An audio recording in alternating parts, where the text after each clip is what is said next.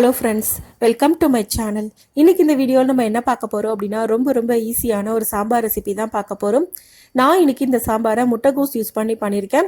இந்த சாம்பார் பண்ணுறது ரொம்ப ஈஸி, வெறும் 10 நிமிஷம் போது இது பண்ணுறதுக்கு. வாங்க இந்த முட்டைகோஸ் சாம்பார் எப்படி பண்ணுறதுன்னு வீடியோவில் பார்க்கலாம். அதுக்கு நான் முதல்ல 100 கிராம் அளவுக்கு துவரம் பருப்பை குக்கரில் ஆட் பண்ணுறேன். நல்லா 2 தடவை கழுவி எடுத்துக்கோங்க. இப்போ நல்லா கழுவியாச்சு. இப்போ இது கூட 1 கப் அளவுக்கு தண்ணி ஊற்றிக்கலாம். இப்போ இது கூடவே ஒரு பச்சை மிளகா, ஒரு 5லேருந்து 6 பல் பூண்டு. பூண்டு வந்து நம்ம வாசனைக்காக தான் போடுறோம், அது வேணாம் அப்படின்னா நீங்கள் அவாய்ட் பண்ணிக்கோங்க. இப்போ இது கூடவே 1/4 ஸ்பூன் அளவுக்கு பெருங்காயத்தூள், 1/4 ஸ்பூன் அளவுக்கு மஞ்சள் தூள், 1/4 ஸ்பூன் அளவுக்கு ஜீரகம். இது எல்லாத்தையும் போட்டதுக்கு அப்புறமா குக்கரை மூடி வச்சு நம்ம வேக வச்சுக்கலாம். குக்கரை மூடி மீடியம் ஃப்ளேமில் வச்சு 4லேருந்து 5 விசில் வரைக்கும் நல்லா வேக வச்சு எடுத்துக்கோங்க.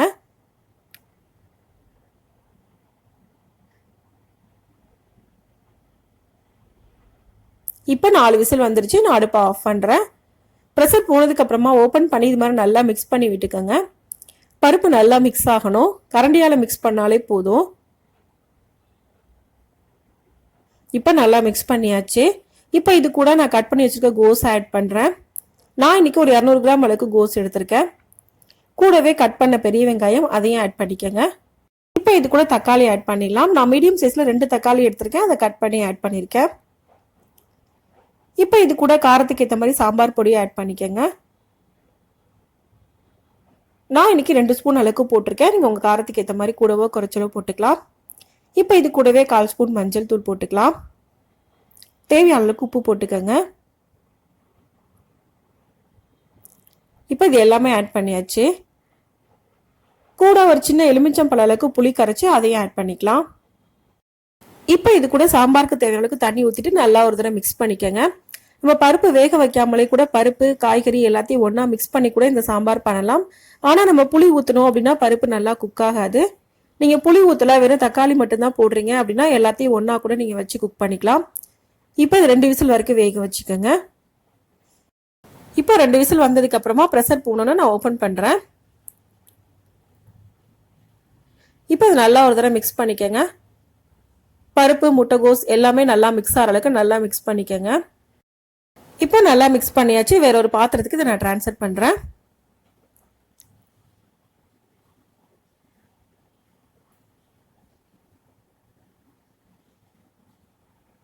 இப்போ இதை தாளிச்சிக்கலாம்.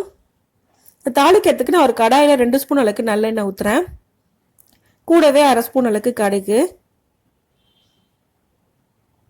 1/2 ஸ்பூன் அளவுக்கு உளுந்தம்பருப்பு, இது 2 லைட்டாக ஃப்ரை ஆனதுக்கப்புறமா 2 காஞ்ச மிளகாய் நான் ஆட் பண்ணுறேன்.